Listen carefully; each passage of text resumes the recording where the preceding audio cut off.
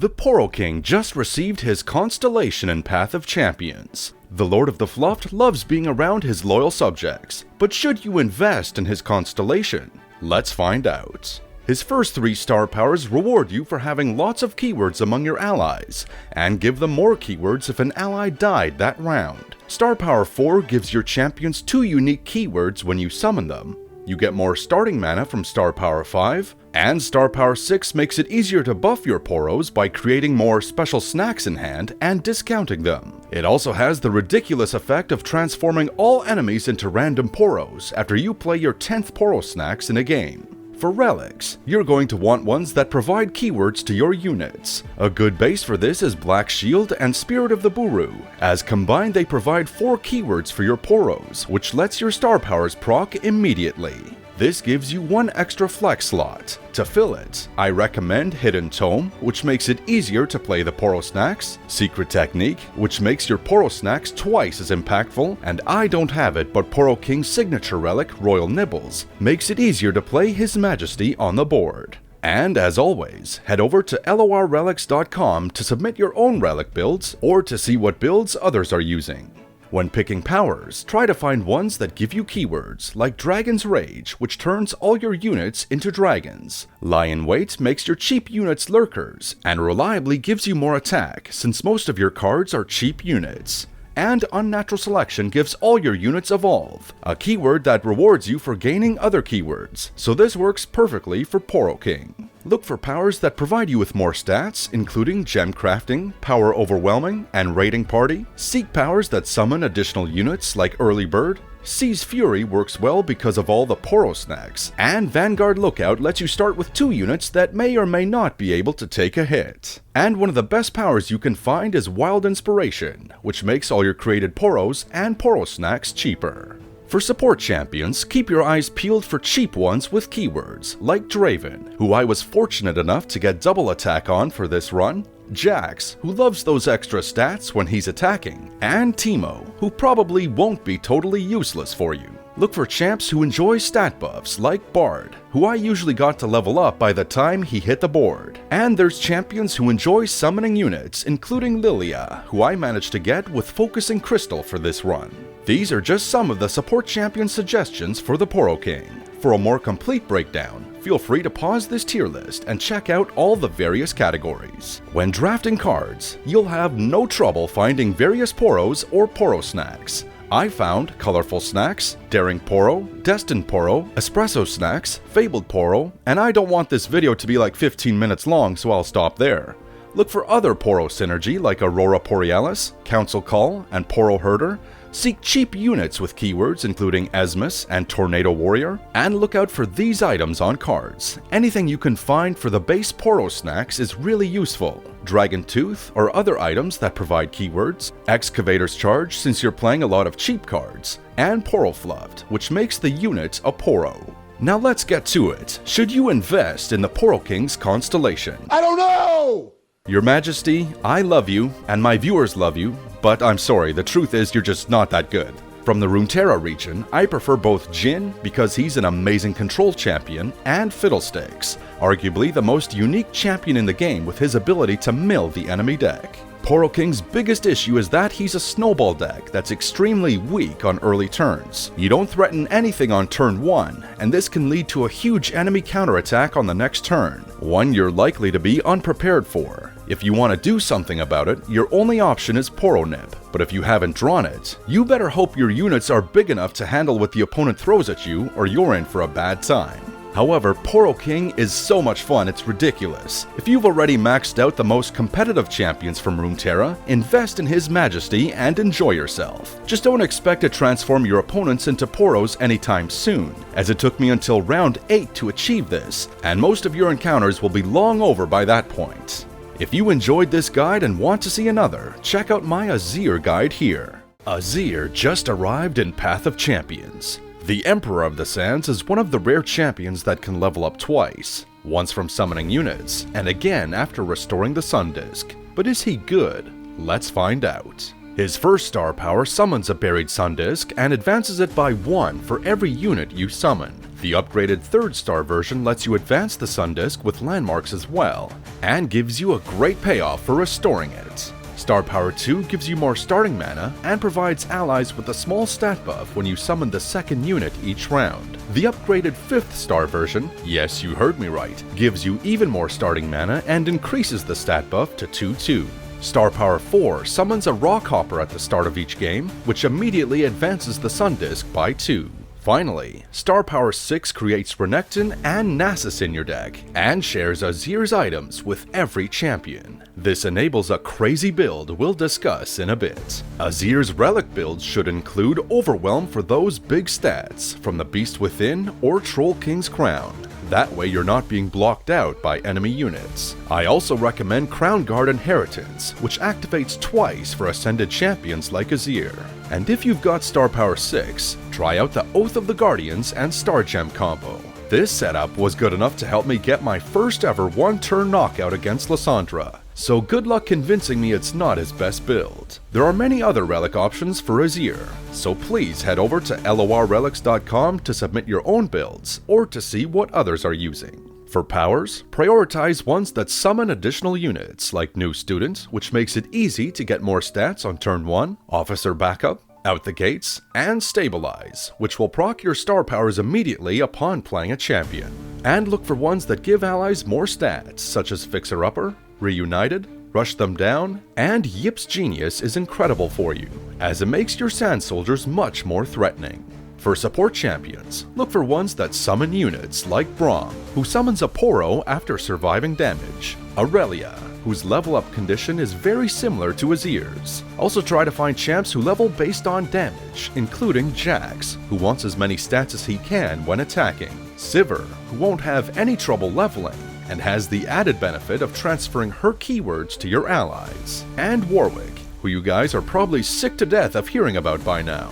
And look for other champions who love those stat buffs, like Fiora, who can kill bigger units and level easier thanks to them. For more support champion options, feel free to pause this tier list, and let me know what you think of these new sprites. I think they're a huge upgrade from before. When drafting cards, look for anything related to Sand Soldiers, like Desert's Wrath, which summons Sand Soldiers and increases their attack.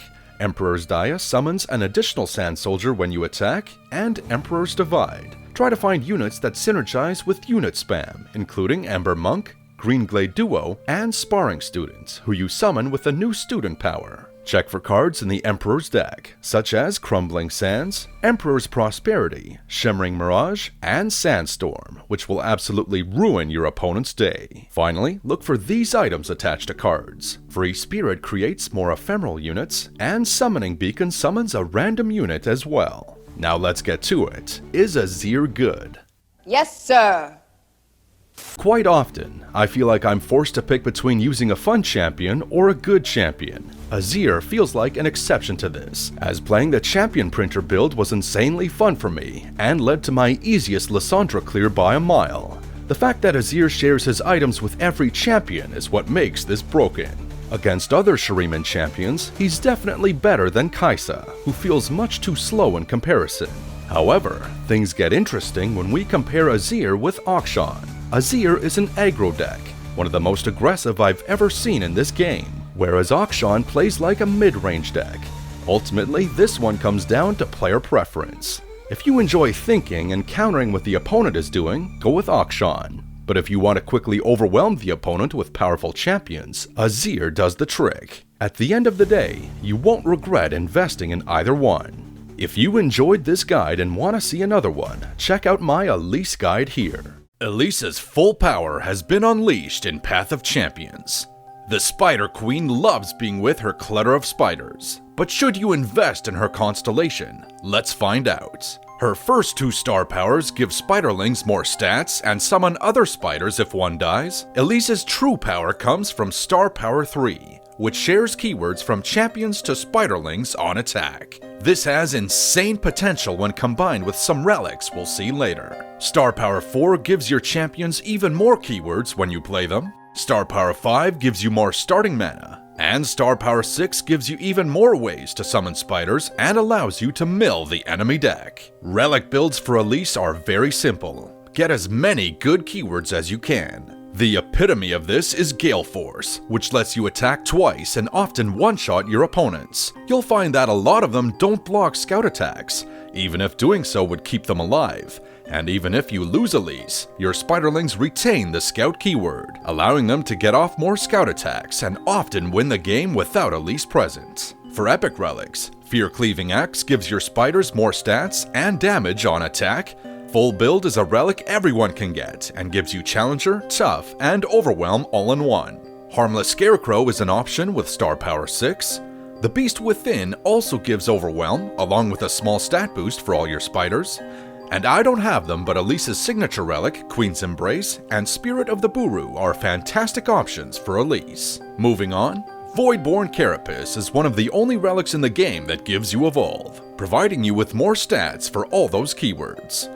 Finally, Dreams of Yordles is the only common relic to provide you with 2 keywords. My preferred build uses Gale Force and Dreams of Yordles, along with Fear Cleaving Axe to boost all those units. And as always, head to lorrelics.com for more relic builds for Elise. When picking your powers, try to find ones that synergize with keywords, such as Adaptation, which you can find even if you already have star power 4, Easy Prey, which gives the first unit you play 2 different keywords, Evolution and Natural Selection both give you more stats for all those keywords. Be on the lookout for powers that give you more stats, including Biggle Dust Sprinkle. Lie in Wait works well since most of your deck is cheap units. The Best Defense makes your spiderlings much tankier than they otherwise are, and Titanic Wake lets your big units become absolutely massive. Finally, search for powers that help you deal more damage, such as Boarding Party.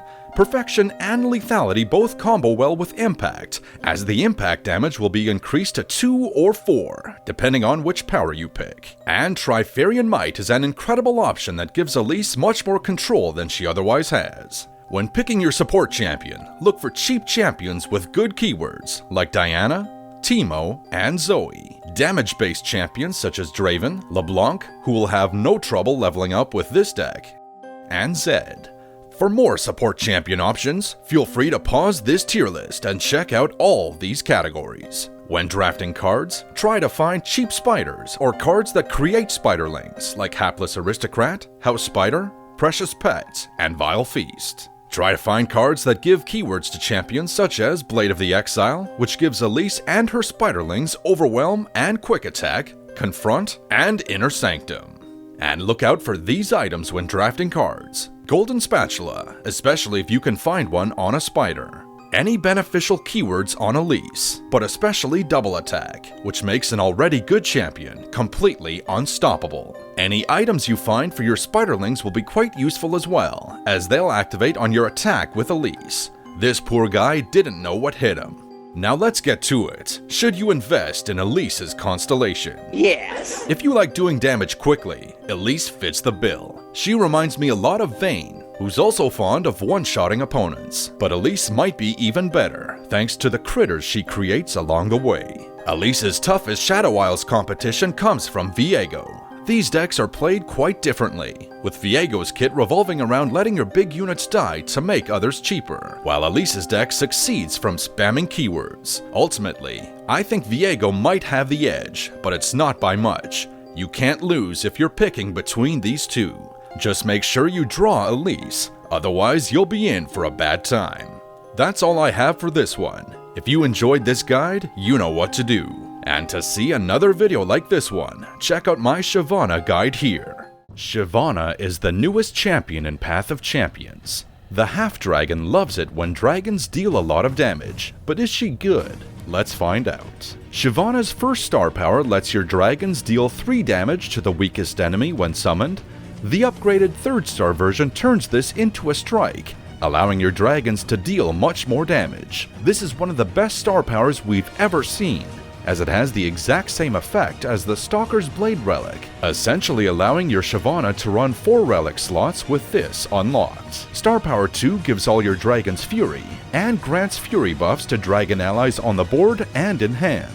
Star Power 4 gives your Nexus Tough, but I don't think this adds much, so feel free to skip it like I did.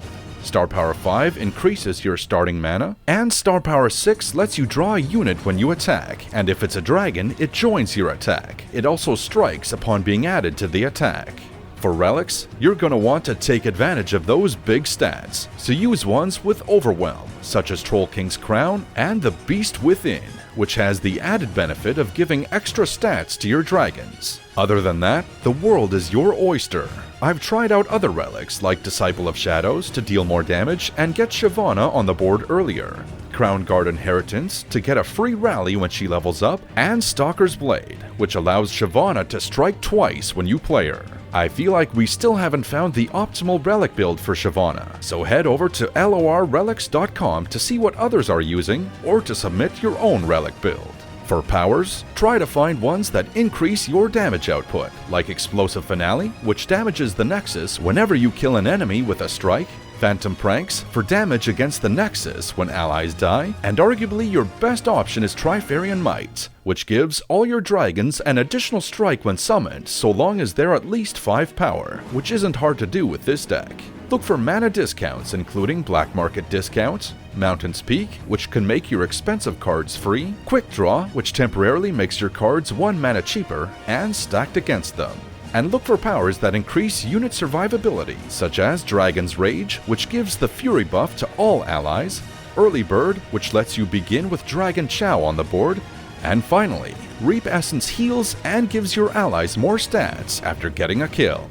For support champions, do yourself a favor and unlock Shyvana's Star of Legends, which makes every champion a dragon and lets you begin buffing your dragons sooner. Now pick champions that aren't too expensive and do good damage, like Ambessa, who has insane synergy with Shyvana's Star Power 6, Renekton, who's quickly becoming my favorite support champ, and Warwick, who still finds a way to synergize with everyone in the game. Normally, here's where I'd show you my support champion tier list, but I feel like too few synergize with Shyvana. If you have her at 6 stars, pick a champion that enables multiple attacks like Ambessa, Katarina, or Lucian. If you don't have that, but you do have her Star of Legends, there are a bunch of well-statted champions that cost between 2 and 5 mana. Pick one of them and you'll do just fine. Drafting cards for Shyvana is very simple. Pick dragons like Involius Vox, Mountain Drake, and Wounded White Flame. A big help in this area is Shyvana's Star of Discovery, which makes drafting and playing expensive dragons much easier. There's also plenty of cards that synergize with dragons, like Dragon Allegiant, Dragon's Clutch, and Herald of Dragons, which makes all your dragons cheaper. Other cards synergize with having or attacking with big units such as Bloody Business, Trifarian Assessor, and Trifarian Training Pits. Finally, look for these items when drafting cards: Ante-Up, especially on Shyvana, Dragon Egg, Dragon Tooth, which turns the unit into a dragon, Mana Deposit, and Nomad's Medallion, which makes the card 2 mana cheaper. Now let's answer the question: is Shyvana good? You could do worse. I could do worse. Shyvana's biggest issue is that her deck is entirely unit-focused, and this can be punishing in some adventures, but less so in others. For my money, I think Lux and Vayne are better. Vayne especially, being that she is a one-hit KO machine, so I think the battle is between Lux and Shyvana. Like the latter, Lux is also a deck that snowballs, only she snowballs from playing spells, something that gives her more flexibility and control than Shyvana. However, I think Shyvana is the most fun of these three. There's something incredibly satisfying about seeing your dragons pummel your opponents and get stronger with each strike. Vayne is so good that she's become a bit boring to me, but I can't say the same for Shyvana. I'm not discussing Lux Illuminated here for a reason. I only have her at 2 stars, but I've heard that she's excellent as well. That's all for this one. If you enjoyed this guide, you know what to do. And to see another video like this one, check out my Annie guide here. Annie just received her Constellation in Path of Champions. The Dark Child is this game's version of this meme, and loves seeing fast spells, slow spells, and skills. But is she worth investing in? Let's find out. Her first 3 star powers increase the damage of your spells and skills, and create a Guile in hand every round. Star Power 4 buffs the top unit in your deck for each instance of damage you have against the enemy Nexus, leading to some beefy units for you to play. Star Power 5 gives you more starting mana, Star Power 6 duplicates every single one of your skills, making them much more powerful and allowing Annie to level up twice as fast. And make sure you unlock Annie's Star of Legends, which allows you to deal even more damage when your support champion is on the board. Many relics work well on Annie, but in general, you're going to want one of three things: more spell mana, spell protection, and extra damage. For spell relics, Lost Chapter immediately fills your spell mana, Archangel's Staff does the same at the start of each turn, and Hidden Tome is the epic version of Lost Chapter, which maxes out your spell mana when you play or level up any champion. Your spell protection relics include Banshee's Veil for spell shield on your champion, and Black Shield provides a spell shield for each unit you play. And finally, damage relics. Luden's Tempest works here, as does Big Guns, which increases your damage even when your champion isn't on the board. It's a part of my preferred relic build, along with Hidden Tome, and in my opinion the best relic for Annie, Shock and Awe, which changes the way you play her. This relic plays a skill each time you attack with a 1-drop, vastly increasing your damage output and making Annie level up much faster. For more relic suggestions for Annie or any other champion, check out the brand new lorrelics.com, where it's easier than ever to see multiple builds for the same champion. A huge thank you to Wantress for creating this, as this site will be a fantastic resource for players going forward. When picking powers, look for ones that increase your damage, like All Skill, which basically lets you one-shot your opponent on your first attack. Boarding Party, yet another skill for you to abuse the opponent with. Explosive Finale, which lets you focus on spells for a change. Lethality, and Slow But Steady, allowing you to kill units that you otherwise couldn't. Also look for mana discounts such as Collect Your Bounty, making every single card much cheaper after damaging the enemy nexus, Epic Escapades, which makes the Prefect cheaper, Quick Draw, Sorcery, and Wild Inspiration, which makes your Guiles and Tibbers a bit cheaper. When picking your support champ, look for ones with spell or skill synergy, like Misfortune, whose Love Tap is yet another skill for you to play, Ezreal, Lee Sin, who enjoys kicking people into the Shadow Realm, Nami, who buffs allies with each spell you play, Vigar, and Warwick, who somehow finds a way to synergize with pretty much everyone. In this case, his Chemtech Shredder uses a skill when played. For more support champion suggestions, feel free to pause this tier list and check out the various categories. When drafting cards during your runs, look for good fast spells like Blade's Edge, Mystic Shot, and Scorched Earth, which kills a damaged unit regardless of their health. Look for good slow spells, which include Divine Draft and Parlay, and try your best to find AoE spells like Make It Rain and Withering Wail, which is crazy when combined with increased damage. Also look for skill-based units such as Boom Crew Rookie, Chakram Dancer, and The Witness. And if you're using the Shock and Awe relic, look for good 1-drops including Crackshot Corsair, who also plays a skill when you attack, Forged Chief, Jagged Butcher, Prowling Cutthroat, and Thrashing Snapper. Finally, look for these items when picking cards: Charging Sigil for even more damage on spells, Excavator's Charge, which scales up units a bit, Focusing Crystal, which dramatically increases the unit scaling, and Poro Fluft, which makes any unit a 1-drop and synergizes with Shock and Awe. Now let's answer the question, is Annie worth investing in? Perhaps. Annie's biggest issue is her competition.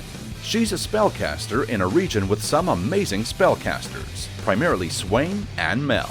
If you ask me, Swain is the best champion in the game, mostly because his damaging spells all become board-wide nukes, so no one else from Noxus touches him. On the other hand, Mel feels like a light version of Swain, with her ability to do some board-wide damage after killing a unit with a spell, so comparing her with Annie is more fair. Annie, especially with the Shock and Awe relic and Star Power 6, is better equipped to end games quickly with all that skill spam, while Mel's easy access to spells makes her better equipped to control the enemy board. So, depending on which playstyle sounds more appealing to you, feel free to invest your resources in that champion. Just make sure your Swain is maxed out first. That's all for today, folks. If you enjoyed this guide, you know what to do. And to see another video like this one, check out my Anivia guide here. Anivia is the newest addition to Path of Champions. The Cryo Phoenix loves it when you get max mana gems and play elemental spells or skills. But is she good? Let's find out. Anivia's first star power gives you a temporary mana gem after you play an elemental skill or spell. More on these in the draftable card section. The upgraded 3rd star version makes this temporary gem permanent, allowing you to ramp out expensive cards much faster than normal. Star Power 2 gives your allies extra stats after reaching max mana, or Enlightened as the game calls it. Star Power 4 gives your allies more stats after surviving damage. Star Power 5 gives you more starting mana. Star Power 6 frostbites the strongest enemy attacker without you having to do anything. It also lets you deal double damage against these frostbitten enemies. And don't forget Anivia's Star of Discovery, which allows you to play even more elemental skills. Regardless of your preferred relic build on Anivia, you're gonna want something that allows you to become enlightened faster. Your options for this include Archangel's Staff to make it easier to play spells. Since we can reach 6 mana very quickly with Anivia, using Chemtech Duplicator to repeat spells after that point is a no-brainer. And the Grand General's Counterplan will give you an elemental spell every round after playing Anivia. For epics, you could try Spellweaver's Symphony for a shot at a free elemental spell when you attack, but your results may vary. Found Fortune will draw either the Crystalline Storm Raptor or Harsh Winds and make the card free, both of which will help you reach Enlightened, so it's a staple in my Anivia builds. You might also want some more damage for your spells or skills, so feel free to try Luden's Tempest or Big Guns. And make the most of all those big stats by giving your units Overwhelm. You can do this with Troll King's Crown or the Beast Within.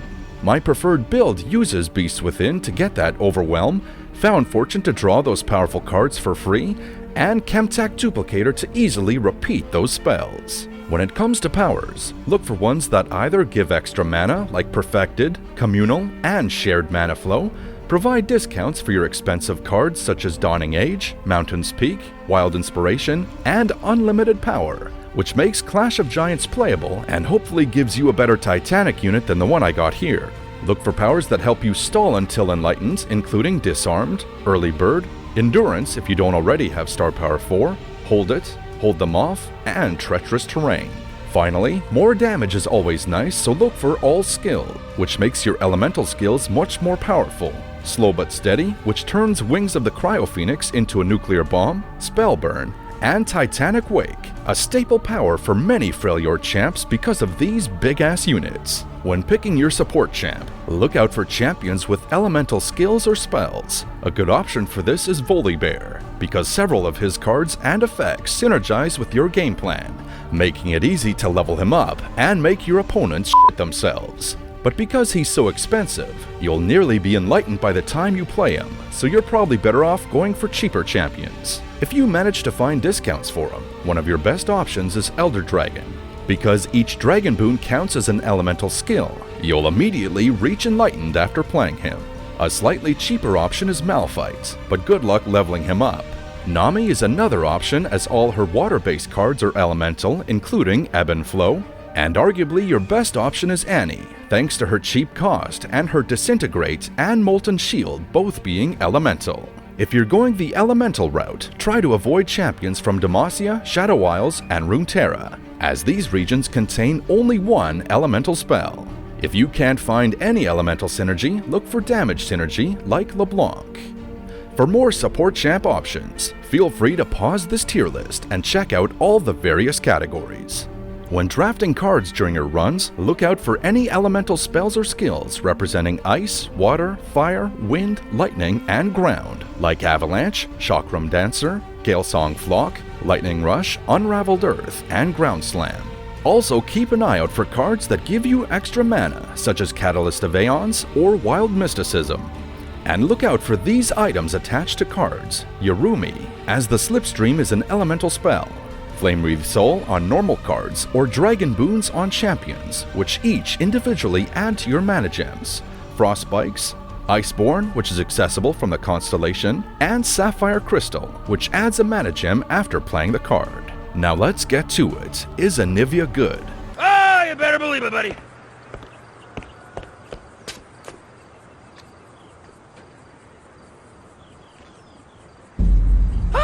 As you can see, with Anivia at just 5 stars, I had no problem beating Lissandra.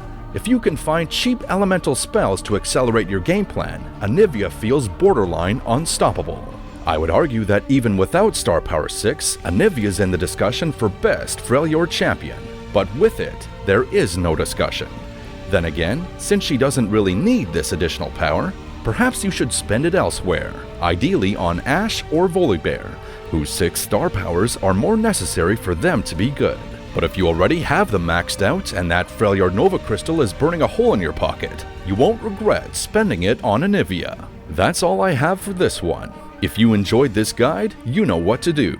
And to see another video like this one, check out my Thresh guide here. Thresh recently received his Constellation update in Path of Champions. He loves it when units die, but let's find out if he's good. His first 3 star powers give you benefits each time a unit dies. His new star power 4 summons a Warden's Prey at the start of every game. Star power 5 gives you more starting mana, and star power 6 buffs up champions whenever an allied unit dies. So what relics should you use on this guy? You're gonna want relics that make it easier for him to kill units, like Disciple of Shadows, which makes Thresh cheaper while dealing damage to allies. Corrupted Star Fragment, which kills the unit next to you while attacking, and Wicked Harvest, which deals 3 damage to all units after being played. If you have the Starforged Gauntlets relic, you can combo that with Luminous Orb to give Thresh even more starting mana. For powers, focus on ones that give you tiny units to kill, like Early Bird and Vanguard Lookout. Ones that enjoy when units die, like Phantom Pranks, or powers that give more stats or make things cheaper, like Biggledust Dash, Dawning Age, and Sorcery. Try to find support champions that synergize with units dying, like Gwen and Hecarim, or ones that synergize with dealing damage, like Warwick and Renekton. These are just some of the support champion options for Thresh. For a more complete breakdown, feel free to check out this tier list and pause it if you need to. When drafting cards, look out for ones that synergize with death, like Absorbed Soul, Blighted Caretaker, Crawling Viper Worm, Onslaught of Shadows, and Withering Mist. Cards that kill units or synergize with you slaying a unit, like Makai Reaper and Mystic Shot, or small units like Fading Icon. Now let's get to it. Is Thresh good? Oh, hell no! Do I plan on using my precious Shadow Isles resources to unlock these missing star powers? Fuck no. You know who I will use them on though? This guy. Oh, my! Oh! No, you're gonna die! You are gonna die! Oh yeah, kiss my ass. Oh yeah, let's go, man. I am gonna kill you! Oh, okay, sorry. Got a bit carried away there. We know that Thresh is not better than Viego, but is he better than Gwen? Probably not. Anyway.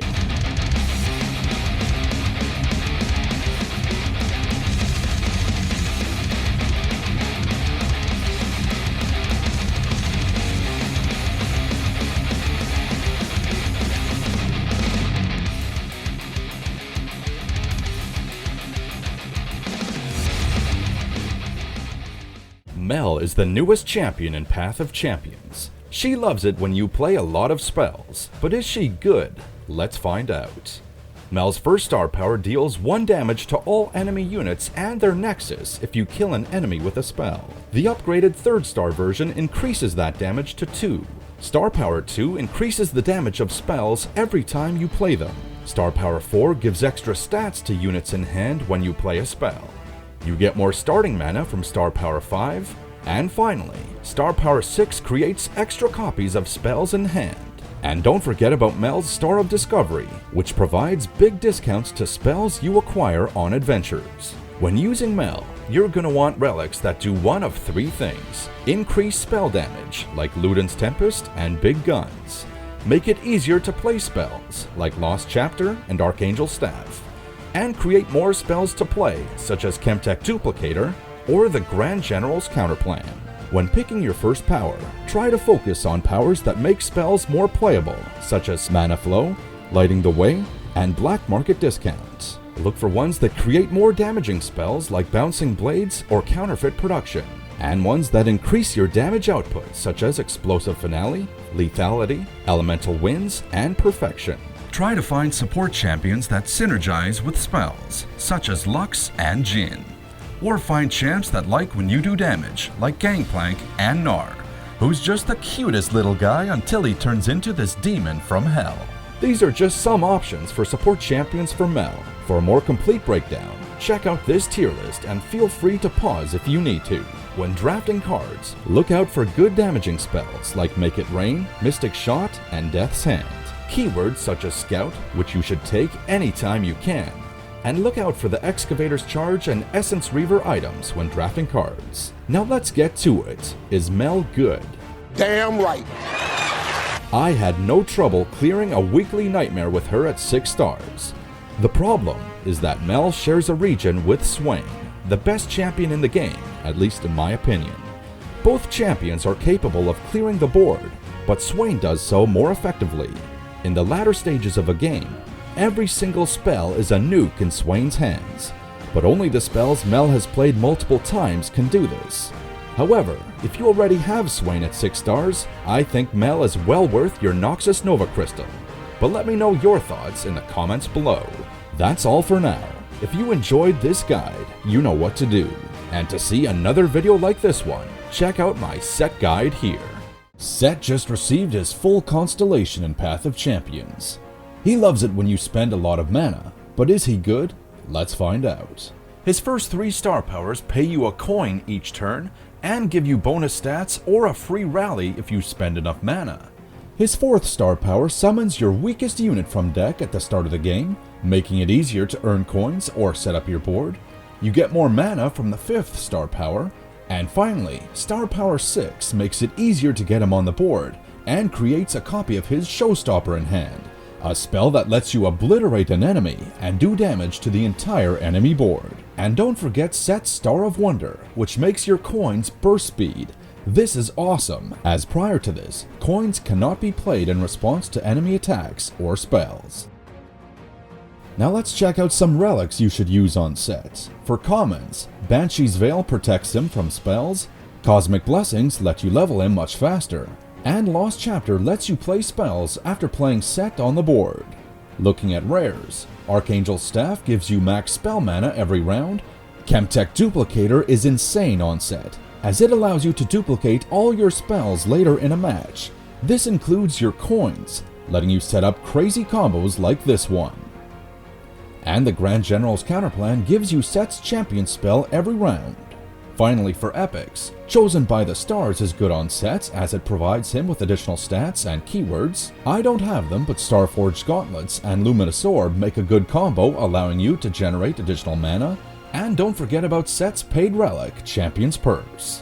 When picking your first power, try to find spell synergy, such as gem crafting, lighting the way, and sorcery. Or find ones that give free units to scale up, like Gearing Up, Officer Backup, and New Students. Or find powers that make things cheaper, such as Dawning Age, Quick Draw, or Wild Inspiration, which makes your coins 0 cost, meaning you literally get extra mana for free. When it's time to pick your support champ, keep your eyes peeled for spell synergy such as Ezreal, or ones that enable multiple attacks like Katarina, who combos extremely well with Sett's star powers. Quinn also works, so does Ambessa, who could really use another level up animation. Or find champions that enjoy dealing damage, such as Shyvana, whose level up animation is perfectly fine. These are just some of the support champion options for Sett. For a more complete breakdown, feel free to pause this tier list and check out all the various categories. When drafting cards, look out for ones that synergize with Sett's coins. During my runs, I managed to find Angel, Pocket Picker, Smooth Mixologist, Risky Venture, Mad Ol' Babs, and more. And look out for these items attached to cards: Cashback, Excavator's Charge, Focusing Crystal, and Summoning Beacon. Now let's get to it. Is Sett good? Yeah, boy. It's possible Sett is the best Ionian champion, but I honestly can't tell you for sure. While making this video, I used nearly all my wild fragments, so Sett's my only 6 star of the region. If Sett is the best of Ionia, it means he's better than Ahri, and I'm not comfortable saying that at all. Ahri's star power 6 gives all of her recall effects an insane amount of power, as shown here. Yasuo is worth mentioning as well. but I think he's a bit too slow and unit-focused to be considered the best champion of Ionia. Sett's coin mechanic gives him so much flexibility to respond to what your opponent is doing, and his star powers give him a lot of power as well. He is very fun to play, and you won't regret investing in him, but I also wouldn't blame you for going with Ahri instead. That's all I have for this one. If you enjoyed this guide, you know what to do. And to see another video like this one, check out my Twisted Fate guide here. Twisted Fate is the newest champion in Path of Champions. Unsurprisingly, the card master loves it when you draw and play cards. But is he good? Let's find out. His first star power creates a wild card in hand each round you play 3 cards. The upgraded 3rd star version makes this 1 mana cheaper. Note you can only get 1 wild card per round. His 2nd star power encourages you to draw more cards by making them cheaper. The 4th star power buffs your units each time you draw a card. You get more starting mana from the 5th star power. And finally, his 6th star power drastically upgrades your destiny cards. With it, you'll deal more damage to enemies or draw more cards and gain more spell mana. And check out Twisted Fate's Star of Bounty, which allows you to see multiple nodes ahead of time and plan out your adventures more effectively. Now let's look at some build suggestions for Twisted Fate. For common relics, Banshee's Veil protects him from spells, Cosmic Blessings gets you levels much faster, and Lost Chapter lets you use spells after playing Twisted Fate on the board. Moving on to rares, Archangel's Staff gives you max spell mana every turn, Chemtech Duplicator duplicates your spells when at 6 or more mana, Luden's Tempest increases your spell or skill damage, and the Gravedigger's Spade draws an extra card each round. Finally, looking at epics, Big Guns increases your spell or skill damage without Twisted Fate on the board, Found Fortune draws a card from your deck, makes it free, and gives it an epic item. And I personally don't have them, but Echoing Spirit and Packed Powder work well for him, along with his paid relic, Deck of Destiny. When picking your first power, look out for card draw or synergy like Flexible Game Plan, or find anything that makes it easier to play cards such as Survey Core, Black Market Discount, Communal Mana Flow, Deceptively Deadly, and Stacked Against Them. And try to find anything that increases your damage output. These include Pyromania, Gem Crafting, and Explosive Finale. When picking a support champ, you're gonna want damage synergy, such as Warwick, spell synergy, such as Nami, who makes your units much beefier after leveling up, and if you can't find any of those, pick cheap units like Ahri, Samira, or Seraphine. These are just some of the support champion options for Twisted Fate. For a more complete breakdown, feel free to pause this tier list and check out all the various categories. When drafting cards, prioritize ones that give you card draw, like Insider Knowledge, Loaded Vessel, or Rummage. And many cards synergize with card draw, such as Master Lookout and Windborne Mariner. Finally, look out for cards with these beneficial items: Excavator's Charge, Grifter's Deck, and Hero's Call. Alright, let's cut to the chase. Is Twisted Fate good? Give me a hell yeah! Twisted Fate is some of the most fun I've ever had while playing a champion in this game. The wildcards give you so much flexibility, and it's incredibly satisfying to use one of them to solve whatever problem you're facing. They also make Twisted Fate a great option for controlling the enemy board. Twisted Fate's biggest Bilgewater competition comes from Miss Fortune, whose 6th star power makes her spells nuclear bombs when in combat. You're naturally going to want to pair this with her champion spell, Make It Rain. Between the two of them, I don't think there's a wrong answer.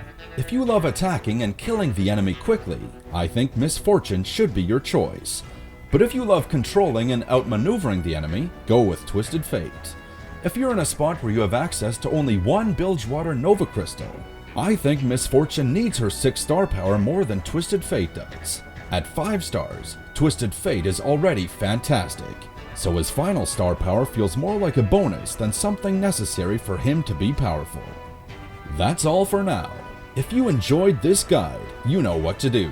And to see another video like this one, check out my Jhin guide here. Jhin just received his Constellation update in Path of Champions.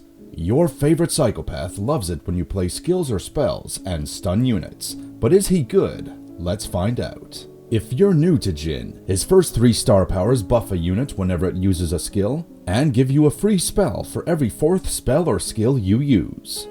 Jhin's new star powers include his 4th, Explosive Finale, which makes spellcasting champions much more deadly.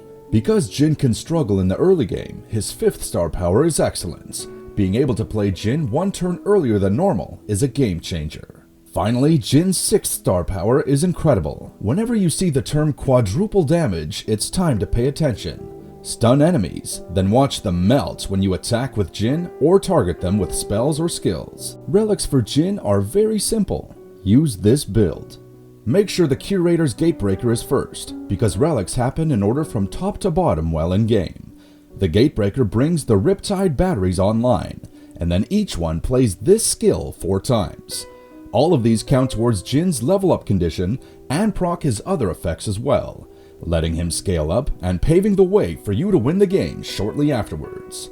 If you're feeling adventurous, you can try out other relics like Archangel's Staff, Chemtech Duplicator, or Big Guns, but I honestly don't think you'll need them. When selecting your first power, look out for ones that synergize with spells like Sorcery, Elemental Winds, and Spellburn, or ones that give you damaging spells like Bouncing Blades. If you've got Jhin's 6th star power, keep an eye out for Hold It, as you'll deal 4 times damage to a unit that's stunned.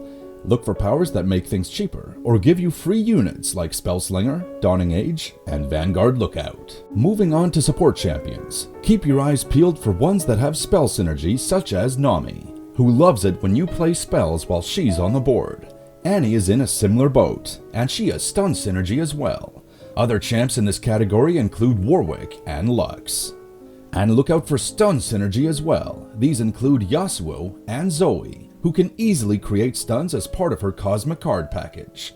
These are just some of the support champion options for Jhin. Feel free to pause this tier list and check out the suggestions for these categories. When drafting cards on your run, look out for spells like Blade's Edge, Bouncing Bomb, and Ravenbloom Conservatory has nearly identical text to Jhin, so playing spells and skills to complete it isn't tough at all. And keep an eye out for skill synergy. Lots of Noxus units have great skills including Captive Greyback, Imperial Demolitionist, and Legion Saboteur. And finally, watch out for cards that stun enemies such as the Witness, Arachnoid Sentry, and Celestial Wonder. Now, let's answer the question, is Jhin good? In my opinion, it's a 2-horse race between Jhin and Fiddlesticks as far as who's the best champion in Runeterra. Picking between them is quite difficult, as their playstyles are nothing alike. Fiddle's playstyle revolves around dealing damage to the opponent's nexus and milling their deck. There are many ways to do this, giving Fiddle arguably the most unique playstyle in the game. Jhin is one of several spellcasters in the game, but his kit is unique enough to make him still fun to play as well. While making this video, I received my first ever Runeterra Nova Crystal. I ultimately decided to use it on Jhin so I could showcase his 6th star power here, but I can't help but wonder if I should have saved it for Fiddle instead. In all honesty, I don't know which of them to recommend to you, but I don't think you can go wrong either way. Thanks for watching. If you enjoyed the video, you know what to do. And to see another video like this one, check out my Akshan guide here. Akshan is the newest champion in Path of Champions. He loves being a menace at the Warlord's Palace, but is he good? Let's find out. His constellation rewards you for interacting with the palace, as the 1st star power gives all units 1 attack whenever you advance a landmark. Note this buff is temporary and resets at the end of each round. The upgraded 3rd star version allows all landmark countdown completions to activate twice, letting you spawn 2 big dudes, get more cards to play, etc. Akshan's 2nd star power gives you more mana and summons the Warlord's Palace at the start of the game. His 4th star power gives you a time and dedication each turn. You might be wondering, what the hell is this for? Well, it's pretty good with Akshan's champion spell, which lets you strike an enemy with an ally that's been targeted this turn. As with everyone else, Akshan's 5th star power gives you more mana, and finally, his 6th star power gives you more benefits to finishing the quests for Warlord's Palace and Warlord's Horde. And I highly recommend his Star of Blessings, which makes your champion spell burst speed so the enemy can't counter it. Now let's look at some build suggestions for Akshan. For common relics, Banshee's Veil is good because Akshan is your main win condition. Cosmic Blessings gives him more stats and allows him to level up more quickly, and Lost Chapter enables you to play spells after playing him on the board. Moving on to rares, Archangel's Staff gives you max spell mana at the start of every round. If you have his 4th star power, the Grand General's Counterplan gives you the grappling hook every turn, allowing you to kill an enemy each turn if you've targeted Akshan first. And if you don't want all those stats to go to waste, Troll King's Crown gives all your allies Overwhelm as long as Akshan is on the board. And finally, let's see some epic relic options. Chosen by the Stars might be the best option on him, because it rewards us for playing created cards, and we'll be doing that every turn Akshan is on the board. Because we target allies a lot, Secret Technique is good, as it lets us get double the stats from those spells. And if you want all your units to have Overwhelm without Akshan on the board, look no further than the Beast Within. Finally, I don't have them, but Echoing Spirit is awesome as it makes your grappling hooks cheaper, and Hidden Tome gives you a lot of spell mana. The build I like to use combines Chosen by the Stars with Archangel's Staff and the Grand General's Counterplan to help Akshan scale like crazy and get those extra keywords. Let's see what an actual adventure with Akshan could look like. Try to focus on powers that synergize with self-targeting, like Overprepared, Sweet Solitude, We Got This, Phalanx, and Share the Bounty. And some landmark powers are good for you as well. These include Afterlife Forbidden and Chilling Prophecy. And because you can scale up units quickly, watch out for powers that give you free ones, like New Student, Early Bird, and Out the Gates. Finally, because you're relying a lot on created cards, look out for Wild Inspiration to make all those created cards 1 mana cheaper. When you pick your support champion, keep your eyes peeled for ones that synergize with self-targeting. These include Udyr, Fiora, and Riven. Udyr's stance swaps are powerful and play perfectly into our game plan. Fiora has a lot of built-in barriers, allowing her to level up herself and advance your win condition as well. And Riven enjoys buffing up her units with a lot of different keywords, synergizing heavily with our star powers. Landmarks play a role in Akshan's game plan, but many support champions rely on them just a bit more than he does. Instead, look for champions that synergize with big units or doing a lot of damage, such as Sejuani. And finally, because you'll be relying a lot on created cards, don't forget Victor. His augment will let him scale like crazy, and you'll be able to level him up in no time. These are just a few of the support champion options for Akshan. Feel free to pause this tier list to see more options for these categories. When drafting cards on your adventure, look out for ones that synergize with self-targeting. A few examples include Elixir of Iron, Payday, and you can even use cards that attach, like Quick Will. Landmarks often do nothing on the turn you play them, but if you can wait, look out for these suggestions or cards that synergize with them. These include Rockbear Shepherd, and Inner Sanctum is a great option because it has self-targeting synergy as well. Finally, look for cards that include the item Summoning Beacon, because you'll want as many units as possible to keep scaling, and Excavator's Charge that buff up every time you play a card. And if you can find them, look out for anyone with the augment keyword because of your reliance on created cards. Now let's cut to the chase. Is Akshan good? I mean, it's alright, like... First of all, don't even bother with him if you can't get him to 4 stars. At 3 stars alone, he would easily be the worst champion I've covered so far on this channel. Having the guaranteed targeting from time and dedication makes all the difference. Akshan's got another problem. I'm going to show you 2 clips back to back, and you can tell me which Shuriman champion you'd prefer to play. First up is Akshan.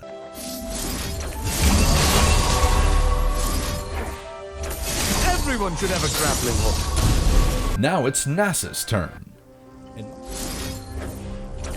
Through death, we grow.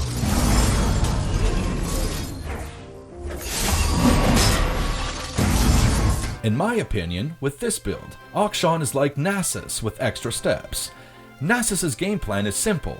Kill things with the help of vulnerable, and don't stop killing them until you have a massive unit that wins you the game. Kai'Sa is arguably the best Shuriman champion, and she's got a simple game plan as well. Get as many keywords as possible on your units, then overwhelm your opponent. By contrast, Akshan's game plan is complicated. Target your allies or play Akshan to get the landmarks down to 0, then get rewarded. While this is undoubtedly a lot of fun, it also takes time and resources, and I'm not sure it's worth it. The 6 star power dramatically improves this payoff, but if you're like me and have only one Shurima Nova Crystal, I think it's best spent elsewhere. Personally, I plan on using mine on Kaisa after getting more wild fragments, but let me know what you think in the comments below. Thanks for making it all the way to the end.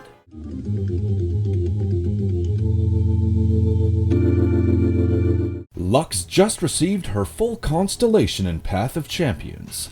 She was decent before, but is she good after this update? Let's find out. Her first 3 star powers refill your mana after the first spell you play each turn, and give you access to a rally after spending 6 mana on spells. Her new star powers push this game plan even further, with the 4th star power providing chip damage when you play a spell. With the right relics, this enables you to play Lux early, but more on that later. The 5th star power gives you an extra mana gem, helping things progress much quicker. Last but not least is the 6th star power, which creates more final sparks when you attack, and rewards you with more spell damage for each 6 mana spent on them. Outside of star powers, your top priority in Lux's constellation should be the Star of Blessings, which allows you to play your final sparks without giving opponents a chance to react. Now let's see how well she benefits from relics. First, Banshee's Veil is a good bet, as you don't want Lux to die considering she's your main win condition. Cosmic Blessings help you progress your levels very quickly, so they're a good option as well. And last but not least is Lost Chapter to give you more spell mana and make it easier to play those big spells later in the game. Lux has a lot of options for rare relics, so buckle up. Arcane Comet is a good one if you're struggling to draw your 6 cost spells. Archangel Staff gives you full spell mana each round. Chemtech Duplicator allows you to duplicate your spells when you're at 6 mana or more. Hymn of Valor is a good option if you want to increase Lux's survivability and provide her with a spell to play immediately. Luden's Tempest is a no-brainer if you want your spells to do more damage. The Grand General's Counterplan is a good option if you want to increase Lux's survivability. And if you have her 4th star power, the Scourge's Stash is a no-brainer, as it allows you to play her for 3 mana instead of 5. Many of these relics are quite powerful on Lux, but with so many to choose from, the world is your oyster. Choose the relic combinations you're most comfortable with and enjoy. Now let's see what Lux can do in an actual adventure. When picking your powers, watch out for anything that synergizes with spells, including Slow But Steady, Sorcery, and Elemental Winds. Also be on the lookout for powers that help your units survive or give you chump blockers until you can play Lux. These include Disarmed, New Student, Enfeebling Strike, Gearing Up, Hold It, The Best Defense, Treacherous Terrain, Vanguard Lookout, Welcome Gifts, Sharing is Caring, and the Grander Plaza. With her 6th star power, Lux likes attacking, so if you manage to find Domination on your run, make sure to pick it. And anything that gives you more mana is an obvious choice, including Mana Flow and other similar powers. Moving on to support champions, keep your eyes peeled for ones that synergize with spells. These include Annie, Heimerdinger, and Morgana. The amount of final sparks you get with 6 star Lux makes it easy to level up Morgana. And look out for champions that synergize with or enable multiple attacks such as Ambessa, champions that synergize with dealing Nexus damage including Zed, and any champions that require you to spend a lot of mana to level up. Jack is one of these such champions. Being able to refill up to 6 mana or more in a turn means leveling him up isn't difficult at all. These champions are just the tip of the iceberg when it comes to Lux's support champions. Feel free to pause this tier list and check out the other suggestions I came up with for these categories. Now that you've got a support champion, look out for these synergies when you're buying cards in the shop or picking a card after a victory. The amount of good 6+ cost spells that you can get is ridiculous. These include Assembly Line, Formula for some draw and refilling your spell mana, Shock Blast for more damage, and several others. Look out for cards that have the Focusing Crystal item, as you'll be playing a lot of spells with Lux. And Demacian Merchant is good as it gives you an 8 cost spell. And look out for any other cards that synergize with multiple attacks or plunder effects. Alright, that's cool and all, but is Lux good? You're goddamn right. At 6 stars, not only is she the best champion in her region, I believe she's one of the best in the whole game, so she's worth whatever investment you can put into her. Lux's main Demacia competition comes from Vayne. The former is much better at control, while the latter is much better at aggression. In my opinion, Lux gets the edge because she is much less reliant on her units and has much more freedom when it comes to relics. If you don't have the Death's Foil relic on Vayne, you might have a bad time. Lux's greatest competition comes from Swain. At 6 stars, Lux's game plan is very similar to his. Damage things with spells, and the damage increases over time. However, Swain has the slight edge here, as his single target spells become AoE spells with his 6th star power, allowing for complete board wipes like this one. But still, to even be mentioned in the same sentence as Swain is an honor, because in my opinion, he is unquestionably the best 6-star champion in the game. There you have it. If you enjoyed the video, you know what to do. And if you'd like to see another video like this one, check out my Leona guide here. Leona has finally received her Constellation update in Path of Champions. Her deck revolves around the Daybreak mechanic, and she levels up by activating at least 5 of them in a game. This game plan is greatly assisted by her new Constellation. Her 1st star power gives an ally more stats if they're the first card played during your turn. The upgraded 3rd star version gives allies a boost anytime they see another Daybreak effect activated. Her 2nd star power creates a free morning light whenever you level up a champion, allowing for even more board scaling.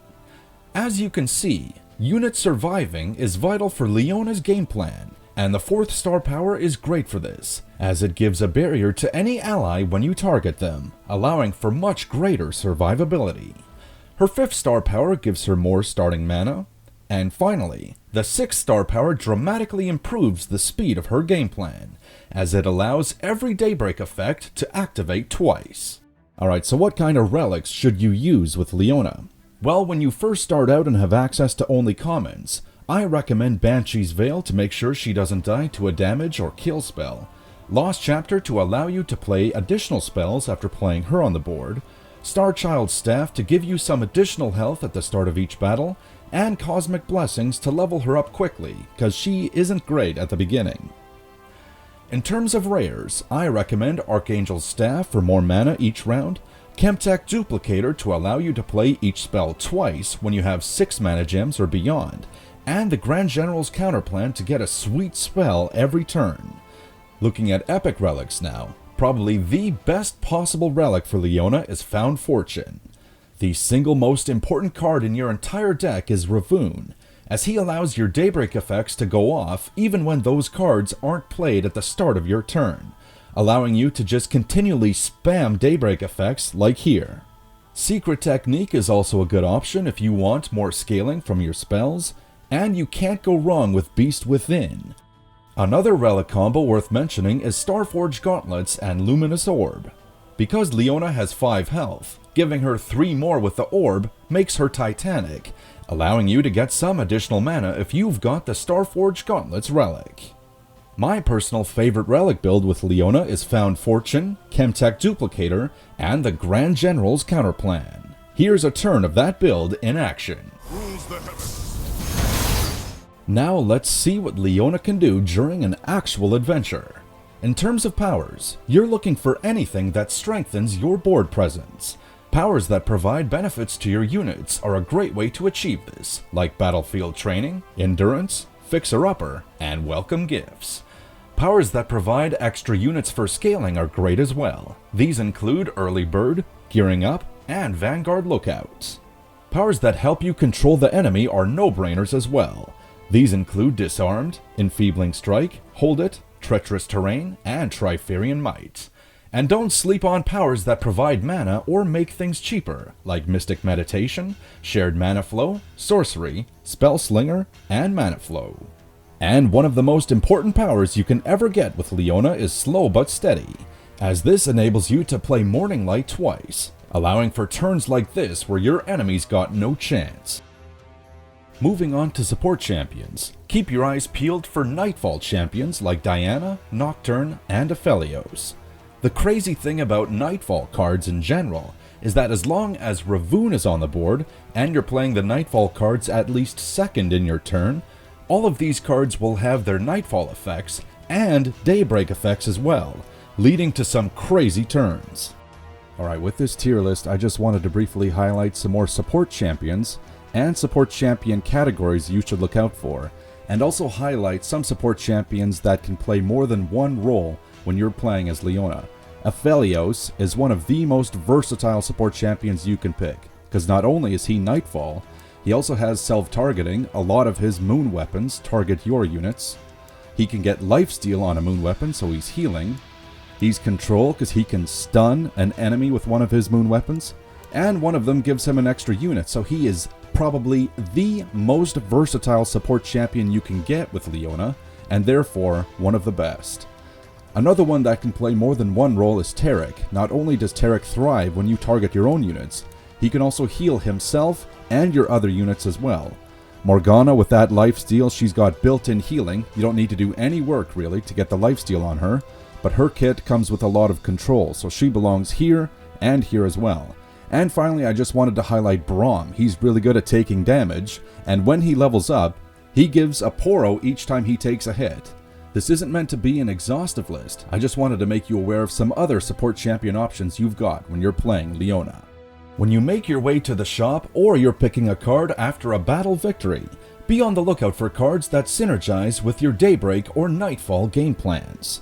One card definitely worth mentioning here is Twilight Protector, as this card has effects for both Daybreak and Nightfall. The same can be said for Heavens Aligned. Also look out for cards that give you regen or scaling, as they'll be your best friends in Leona's deck.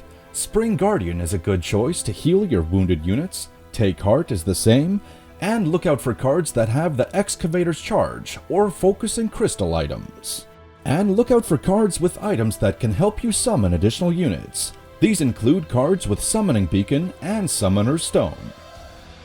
Alright, so how does Leona's constellation stack up against other Targonian champions? Well, first of all, I'll be excluding Aurelion Sol from the conversation, as he's arguably the most broken champion in the game, and including him wouldn't be fair. So is Leona's constellation better than Morgana's or Kael's? Let's compare them at various points. At 3 stars, I think Kael is best, followed by Leona, then Morgana. At 4 stars, Morgana's spells are now all 1 mana cheaper, giving her a significant boost. All of Kael's units get extra stats when played, directly contributing to her win condition, and Leona can now protect her units with self-targeting.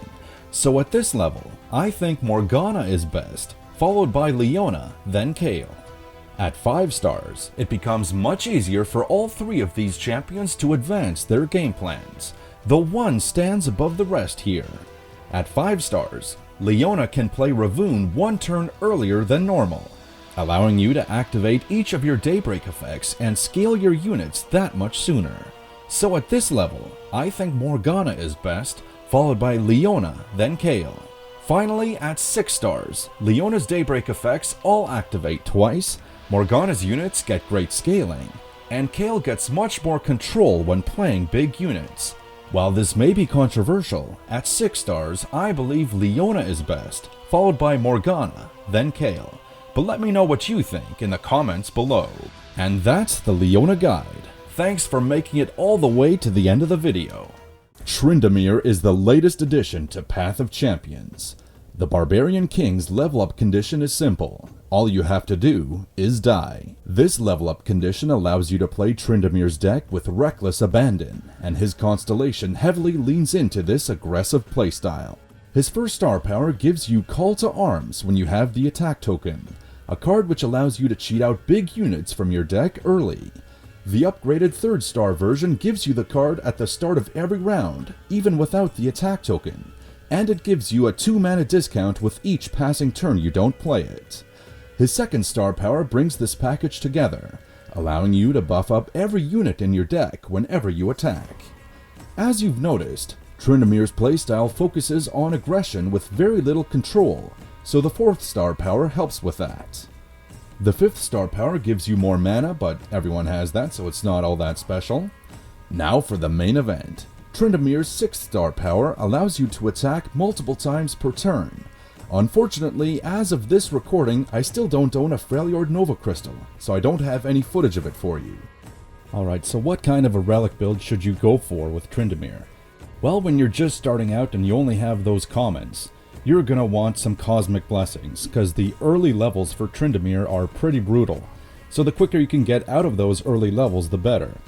Up next, if you want a bit of a better chance of pulling him with Call to Arms, Chameleon's Necklace to create more copies of him is a good option. And if you want a better chance at leveling him, getting Challenger with Grandulus Blade is a good option.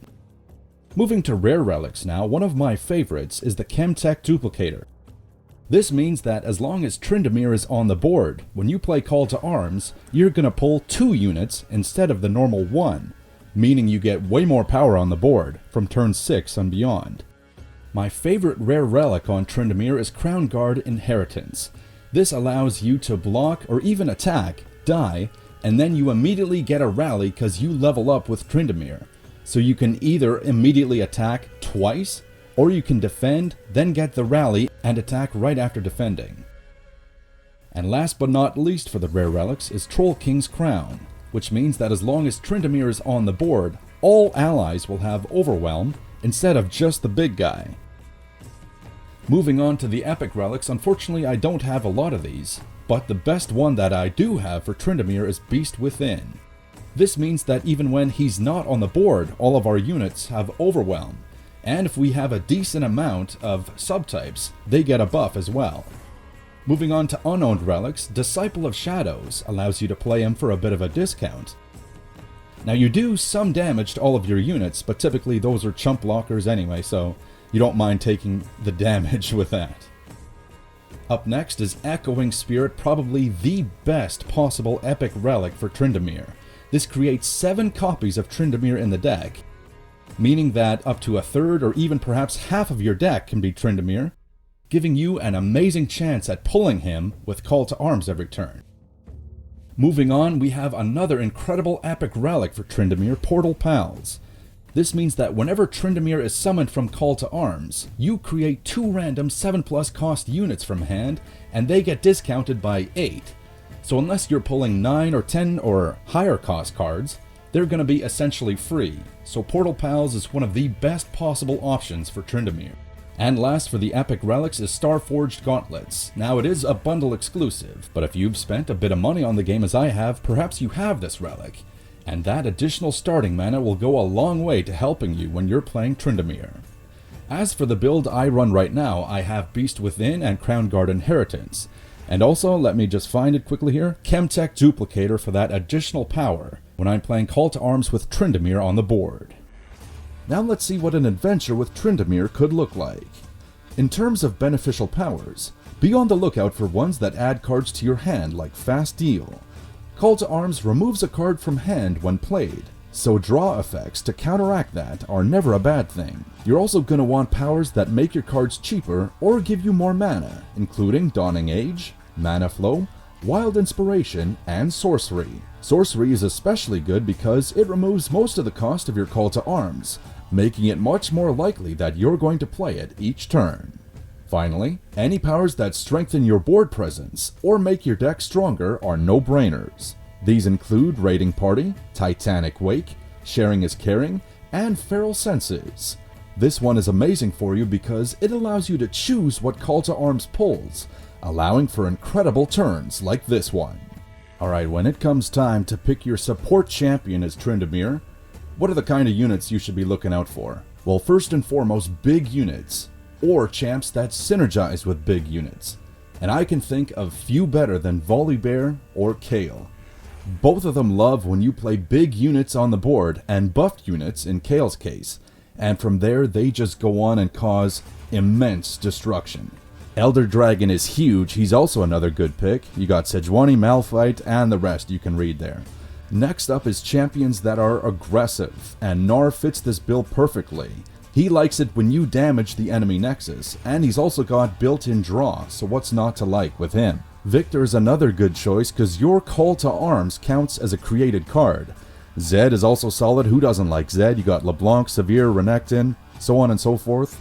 Multiple attacks. There is none better in this category than Katarina. We've also got in this category Ambessa, Garen, Quinn, Vayne, Lucian, and Samira. But she is the most work of them all. Up next, Predict Synergy, and here we have Echo and Zillion, but Echo is really the one you want here. Finally, you want champions that can help you draw additional cards, and in this category we have Neela and Twisted Fate. When you make your way to the shop, be on the lookout for cards that help progress your game plan. You're looking for cards that do one of four things: big units or cards that synergize with them, anything with built-in draw, whether it comes from the card itself or an item attached to it, cards that allow you to do extra attacks. The item Quick Strike Blade is your friend here, and if you can find it, Predict Synergy, which greatly increases the consistency of Call to Arms. Alright, at the end of the day, is Tryndamere good? Yes. But is he better than Ashe or Volibear? Let's compare them at various points in their constellations. At 3 stars, I think Volibear is best, followed by Tryndamere, then Ashe. At 4-star powers, Ashe can now frostbite 2 units per turn, providing her with way more control. Tryndamere gets this exact same power as well, giving him more time to get his snowball rolling. Volibear's 4th star power isn't nearly as useful. Often the vulnerable unit is immediately killed when you play a Titanic unit. So at 4 stars, I believe Ashe is best, followed by Tryndamere, then Volibear. Everyone's 5th star power is the same, so not much would change in the rankings there. But this is not the case when it comes to these champions' 6th star powers. When you unlock Ashe's Gift of Avarosa, she turns from a control deck into basically an aggro deck. Doom of All gives Volibear way more scaling, allowing those extra stacks of Sigil of the Storm not to go to waste. Finally, Tryndamere's Bloodsworn Pact turns him into a true aggro deck, giving you an additional rally whenever you play Call to Arms, and also doubling your unit stats, though that's only for 1 round. So when I finally get that Freljord Nova Crystal, who will I be spending mine on? Well, my money will be on Volibear. I recently learned that the 6th star power goes before you play the unit on the board, meaning it's much easier to kill units than I previously thought. So for that reason, and the fact that I love playing big dumb units doing big dumb damage, Volibear would get my Freljord Nova Crystal. And if you asked me to rank all of these champions side by side based on everything we've discussed so far, I think I would have to go Volibear 1, Ashe 2, and Tryndamere 3. I think the other decks are way more consistent, and for that they have my vote. If you made it this far, you're an absolute legend.